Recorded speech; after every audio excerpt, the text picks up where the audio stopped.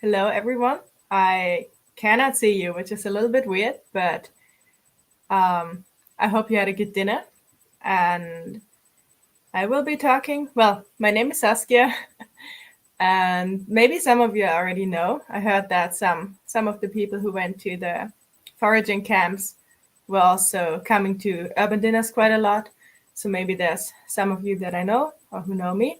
And for the rest of you who don't know anything about what I might be doing, I will be presenting the I will be presenting the results of the thesis study I was doing with Dodo as a commissioner, and also in that frame I will present some basics of foraging and the impacts that foraging can have. So here in the first slide you can see the title of the original thesis, which is the Wild Herbs and Adventure Education, Studying Personal Growth Through Foraging Skills. And because I thought for this evening it would be nicer to have a less formal title as well, I decided to call this presentation The Impacts of Wild Herbs. If there's, I cannot hear or see you, so I'm assuming you have some kind of system if you have questions in the end to pass them on. Let's start. So, for those who don't know me, I love being outdoors. I love hiking, multi-day hiking, climbing, kayaking. The longer outdoors and the more wild, the better in a way. And I've been really fascinated by foraging in the last years and trying to learn as much as possible about the food use, but also about the medicinal uses of the plants that are out there. And well, as you can see in the picture, I'm looking for berries on a hike because it's a good snack on the way. And also I've been studying with Fumak in Finland, and the studies that I was doing was adventure education, which is also where I had to write a thesis because it's a bachelor's degree, and because for several reasons, but also because I like foraging a lot, and I feel like it can be quite well combined with adventure education. I wanted to write a thesis around foraging, and for that I was contacting Dodo if they are interested in working with me, and luckily they said yes. So yeah, that's the base for the work I did. And now a little bit about foraging first, because I don't know how many of you have experience with foraging. If you were part of the foraging weekend, then for sure you know. But maybe there's also some who haven't really done any foraging. So if I say foraging, then I talk about getting food from the wild, gathering, hunting, fishing. But generally, if I speak of foraging, then I'm talking about gathering and picking herbs. So that's what I've been doing, and that's what most people are doing.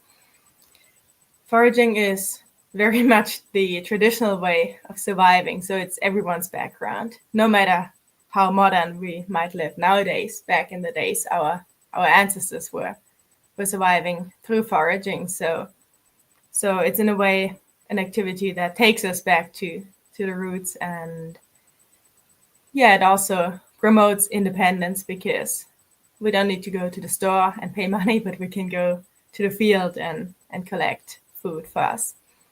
Also, as you saw in the picture of me foraging, picking berries on a hike, it's easily available if you're somewhere in the wild, out of the cities. For example, for those who like to go hiking or in any other way on longer excursions, you need to limit the food you take with you. So it can improve your backcountry diet a lot, but it can also improve your city diet a lot. So this is in no means restricted to people who like to be outdoors, further away from civilization.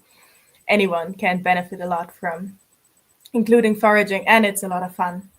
In the picture there, you can see some other herbs that I was picking, waiting for lunch, and tea that was in Norway while hiking.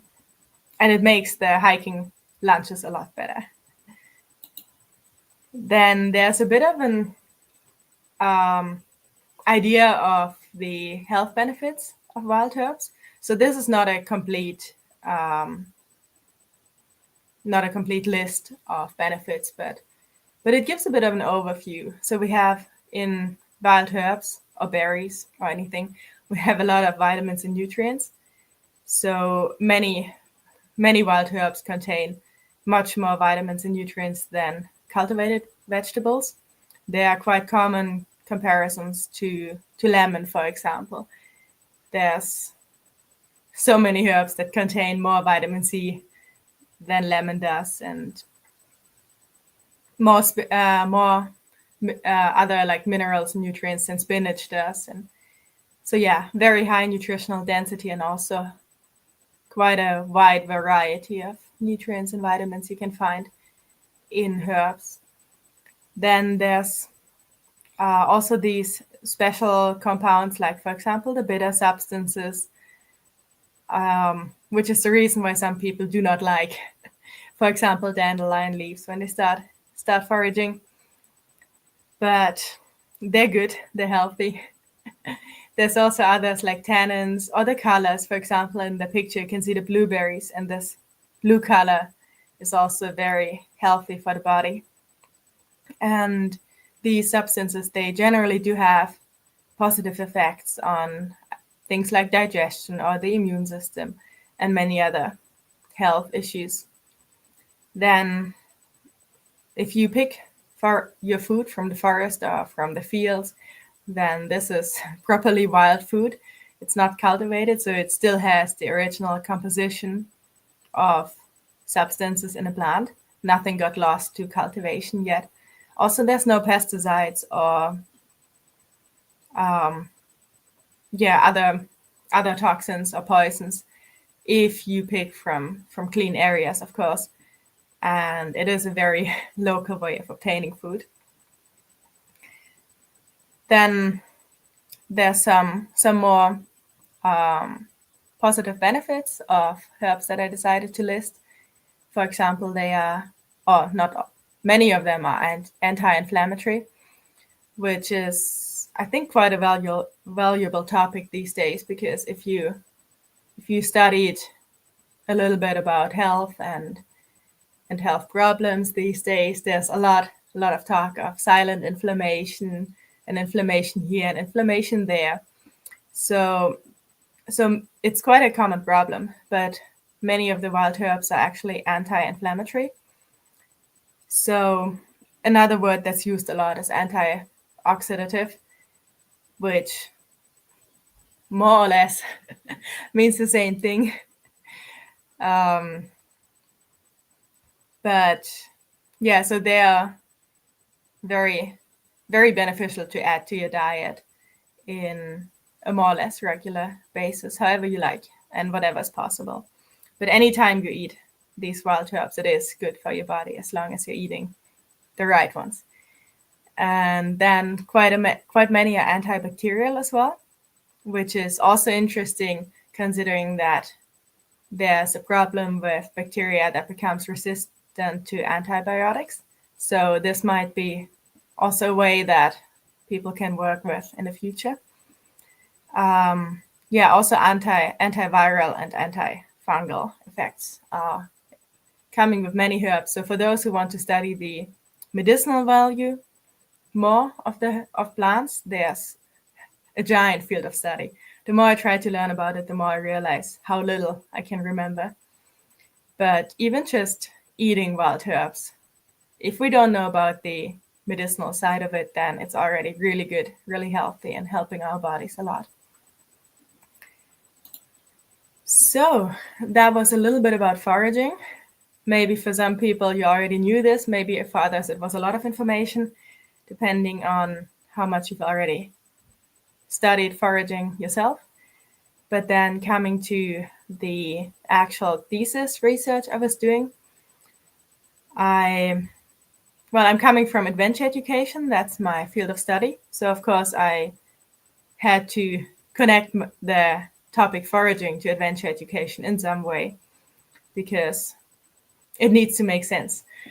And I decided that there should be quite a logical combination, because in adventure education, we talk so much about learning in nature and so much about how to use nature as a classroom. But in my studies, no one talked about foraging except for me and some classmates who were also interested, but we didn't have a course about it. So I kind of wanted to show that foraging can be used as well, used as a tool, used as a method in adventure and outdoor education. That was my assumption, that it in fact can. My research question was more open if it can be used like that. And the other research question that's quite interesting also for people who are not dealing with adventure and outdoor education, but simply dealing with foraging, is if it's possible to detect personal growth in the people who do foraging due to the foraging experiences.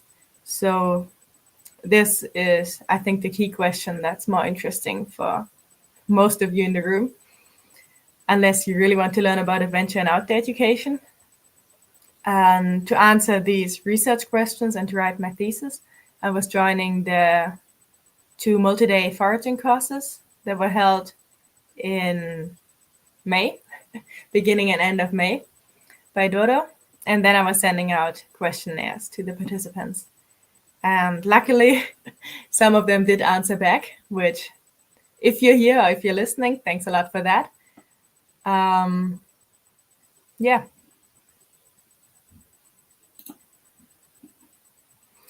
So to give a bit of an idea of the question about foraging and adventure and outdoor education, or to give a bit of an idea about adventure and outdoor education generally, if you're not familiar with that topic. So with adventure and outdoor education, you take people out and you do adventurous things in order to... Sorry, by the way, these pictures seem to be over the text. That wasn't the case in the PowerPoint, but maybe this putting the slides up to here changed it a little bit. Anyway, yeah, you take people out and you do adventurous things. For example, kayaking, climbing, these are quite common approaches. And you want to reach personal growth through these methods and through the experience for the participants. And there are some central elements to adventure and outdoor education. And these are that there's some level of overcoming a fear involved, an element of risk. It doesn't have to be a big risk. It can be a perceived risk as well. It's important to have a supportive group and to be in a natural environment. Then there's themes like uncertainty, authenticity, agency, in the sense that the learner himself, can make decisions, responsibility, and it also can include layers of a spiritual experience if you're, for example, far out in the wild. And my conclusions were that there's actually a lot of connections already without starting to do the thesis work that was supposed to show if foraging can also cause personal growth. There's already quite many correlations to foraging. For example, in the picture you can see this beautiful pink flower that maybe some of you know. It's foxglove, and it's very poisonous. It can also be medicine. It can be medicine for the heart, but it can also be deadly. So there are risks, but generally, if you learn what plants to forage for, then maybe you need to overcome this fear in the beginning that you might find a poisonous plant, but then you learn to identify the plants and you overcome that fear because you know what you're doing and you grow. Yeah, the other topics, the supportive group, of course, you have if you're going out foraging, or you might have. And you have to be in nature. There's uncertainty because you're foraging. You never know what you find. if the weather was too dry or too wet, or the season was wrong, then you don't find what you went out looking for. And yeah, I think I will move on to the next slide. But there's quite a comprehensive comparison of all these different topics and the connections also in my written thesis for those who are interested. Then now we're coming to the results that I found in my thesis work. And I took some of the main topics in this presentation. Two of them are quotes from some of the participants.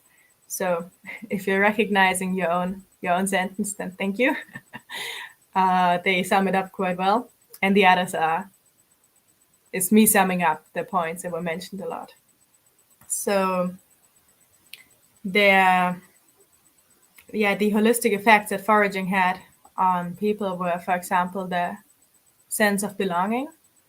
And that's a quote that sums it up nicely from a participant. As I get to know the wild grasses in the Finnish forests, I forget my own foreignness. It's like having new familiar faces in the forest. So yeah, sense of belonging. Then there was indications for increased awareness. And people were, for example, considering to change their occupation or increasing in self-awareness and getting to know themselves.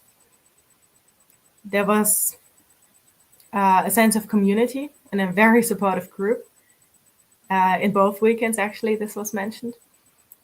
That's also a quote. It wasn't just about foraging, it was about foraging together. It felt like I was in a community. So yeah, we have transcendence as well. So this feeling of being connected to the natural world and surroundings, and kind of being one with the universe and really belonging in this place.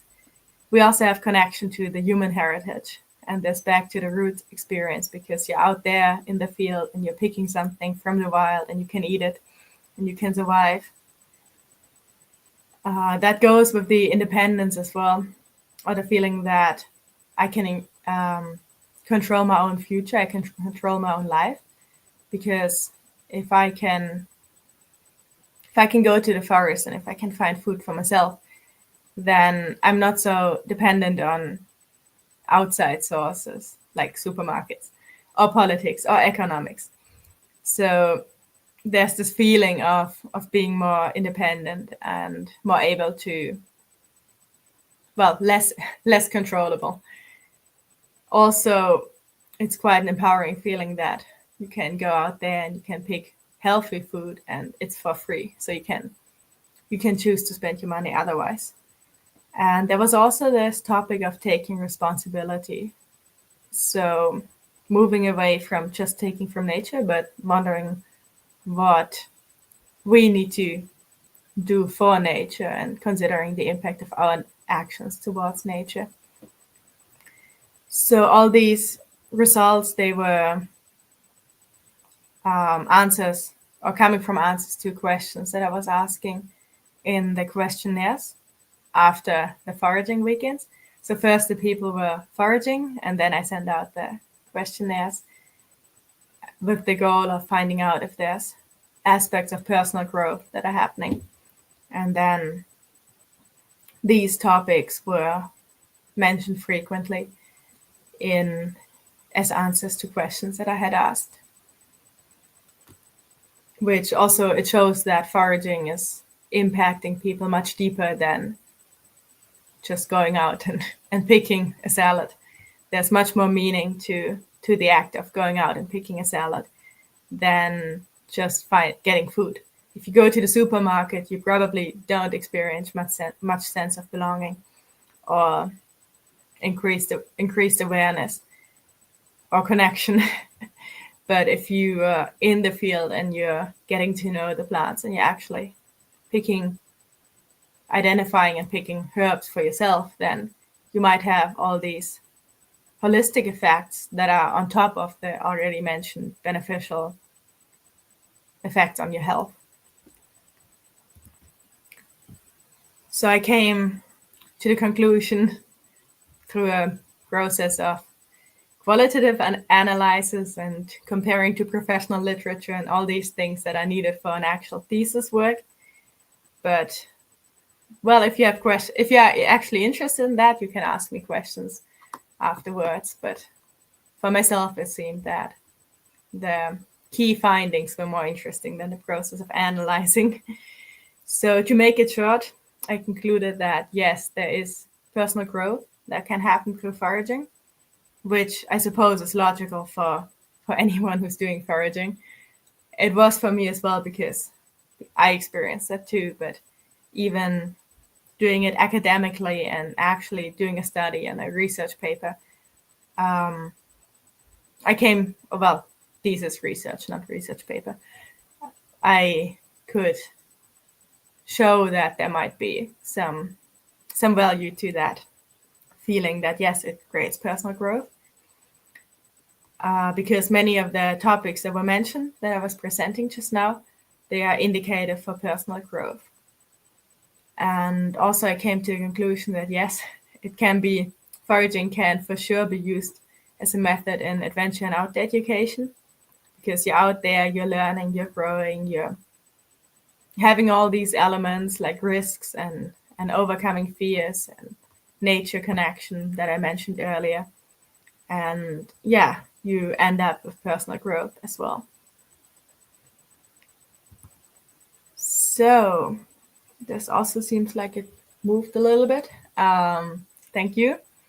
If anyone wants to read the full thesis, it's actually already published on thesis.fi. And if anyone wants to hear more about adventure education, you can go to the website of HUMAC as well and have a look. And otherwise, I'm done from my side. And if anything was unclear, or if you're interested, or if you have questions, please feel free to ask. I tried to make it clear, but as I don't know who I'm talking to, I don't know what is clear and what is interesting. So I hope you understood some things that are of value for you. And have a nice evening.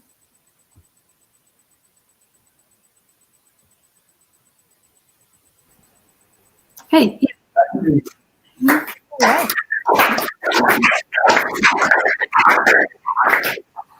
Yeah, nice. Thanks for the presentation.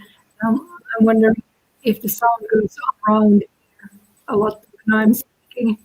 I'd say yes. I can hear you, but it's echoing a lot, so I couldn't quite understand what you were just saying.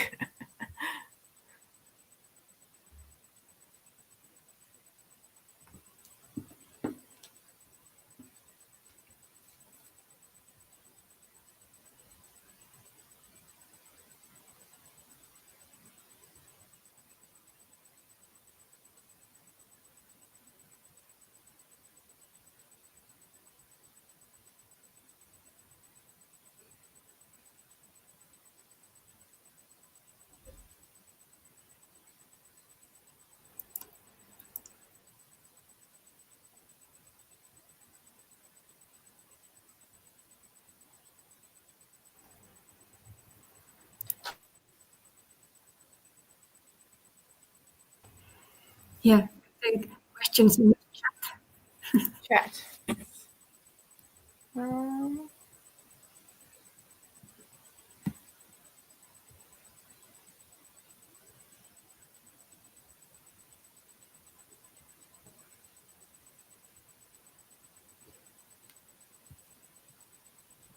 Yes, I will copy the link.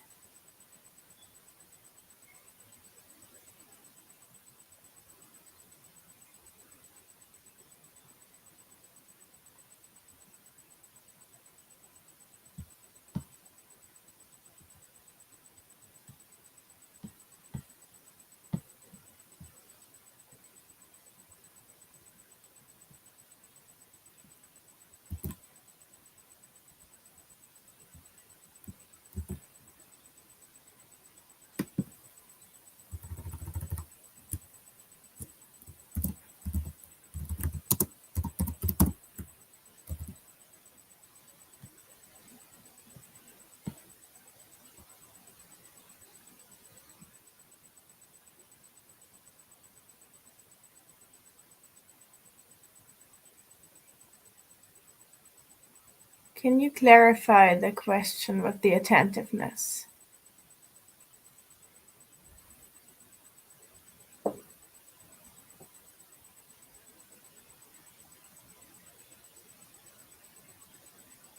And I just read that some people, 3 people were also in ISNAS too. So hi to you.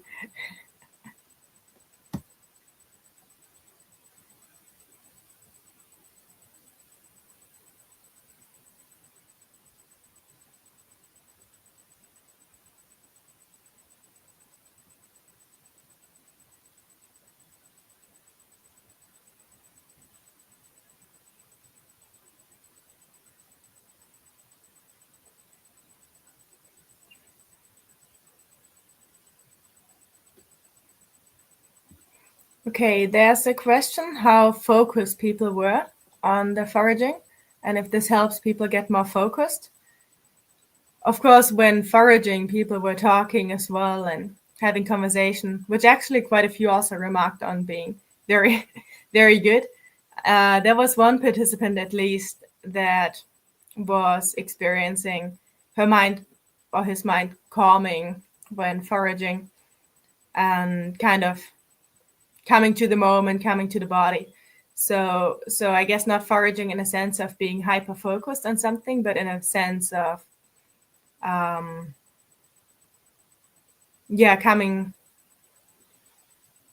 more or becoming more peaceful and the mind calming down.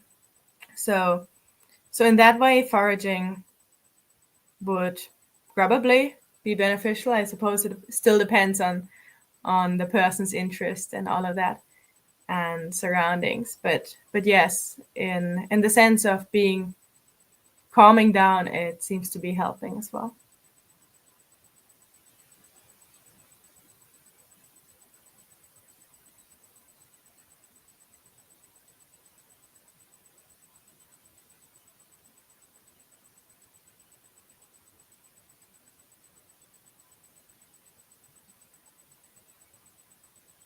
Is there any other questions? What measures was I using? Is that for analysis for the I was using a personal growth process model, which is presented in a book by Maurer and colleagues. I don't remember the name of the book now or paper. It's also in the thesis in more detail. I could look for the link as well if that's interesting. But there was a personal growth process model, which they pretty much describe that in order for personal growth to happen, there need to be certain sub-processes that have to be gone through, but there's no order to this. There's no linear order, and people can jump between these sub-processes. For example, awareness, this internal locus of control, so the feeling of kind of being able to control one's own future. That was one as well. Considering one's accountabilities and responsibilities, autonomy, and many more. But these sub-processes, they were more clearly defined, and it was easier to, if I receive answers from the questionnaires, than topics like awareness or independence or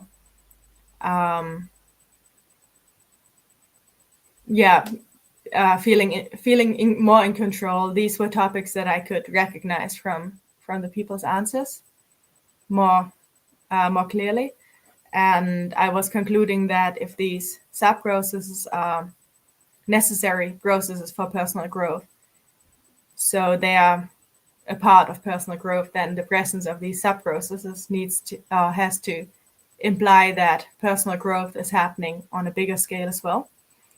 And then concluding that there's quite many of these sub-processes that were mentioned, I was concluding that means then that personal growth is happening as well.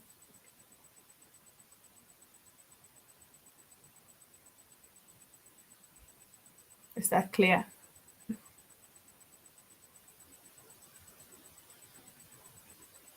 Yes. Good. So next question, did you plan some activities for the foraging trips in ISNES? How could foraging be used in adventure education? I was planning to do some reflection sessions because reflection is a tool that's used a lot in adventure education and also helps to reach, well, so-called transfer effect, where the learning from from the adventure education program is then internalized and applied in different situations in the person's everyday life. So basically, that also describes personal growth, or if transfer effect happens, it leads to personal growth. So I was planning to do reflection based on some criteria that enhance the chances for this transfer effect to be positive. There were a lot of planned schedule changes in the end. So the reflection I did was in between the lunch and a lot shorter than I had planned to. But there was a thought I had to bring some adventure education methodology in there. How could foraging be used in adventure education? Kind of the other way around. If you have, for example, in adventure education, if you have the goal that you want to connect people to their natural environment and have the environment be the classroom, in the sense that the environment actually affects the teaching and the learning for the students, then, for example, foraging would be, I think, in my opinion, and this is just my opinion, I think foraging could be even more effective than, for example, climbing or kayaking, because you're directly interacting with your environment. So instead of just climbing a wall, you're actually taking something out of nature and then you're eating it. So there's even more interaction in there. So for example, if you have that goal that you want to enhance that, you could use foraging. But also if you say that you want to focus on promoting a person's agency, and so they should be able to make decisions in the program that directly affect their learning, so they can take responsibility and they can learn something that feels important to them. I think it could be quite easy to use foraging, because if you give the decisions to the learner, then you want the decisions to actually impact the program. Otherwise, it's just a fake decision. It doesn't really help. So if you let them decide, for example, where do they want to go for foraging? If you go to the forest or to the field or to a hilltop or to a riverside, like all of these environments have different plants. And then you can let them decide what plant they want to learn about.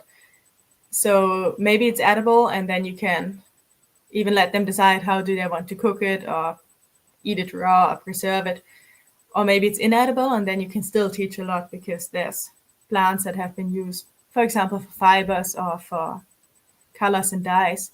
Or there's plants that are poisonous, and then you might want to teach them to recognize them. So yeah, even if the goal is something like that the learner should feel that they can decide what they want to learn and they feel that it's relevant to them, you can still use foraging as a method to create a frame that can provide that. Yeah, I guess there's many more ways, but basically just find your goal and then figure out if maybe kayaking is better to reach that goal, or maybe, for example, foraging is better to reach that goal, and then build a program that supports that goal.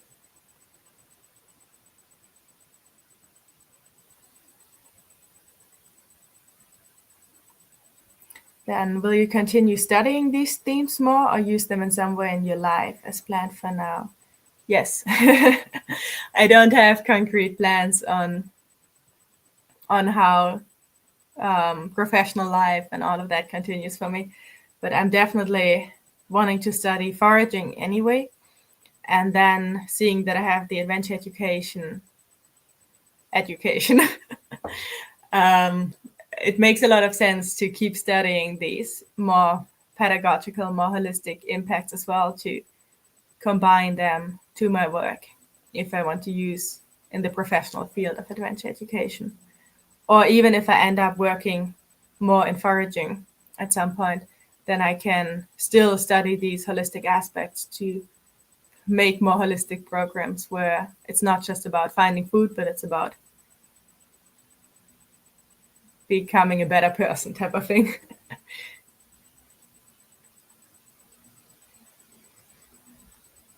Do you know about foraging in cities and that there's nuts trees in Helsinki and the use of these? I don't know what specific trees there in Helsinki. I try to avoid any big city really as much as possible. So I haven't paid much attention to the specific trees in Helsinki. If there are like folks, hazelnut, walnut, all of these you could easily pick from cities as well. There in the thesis there were also some citations of like scientific articles that do research about properly urban foraging, so people who forage in the cities, and there's quite a lot of them in a lot of cities, so it's definitely possible. There's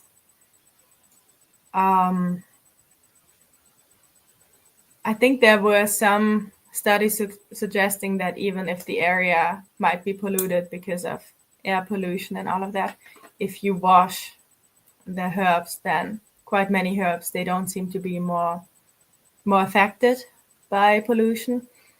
But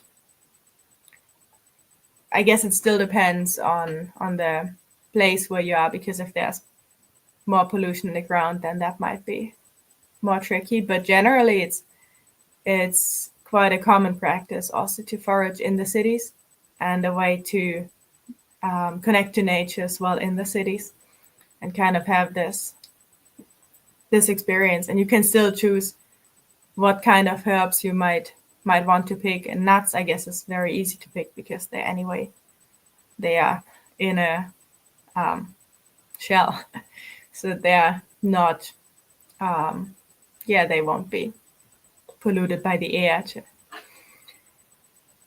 So I guess it makes sense to know what area specifically you're in, but there's no reason why you shouldn't consider foraging in cities.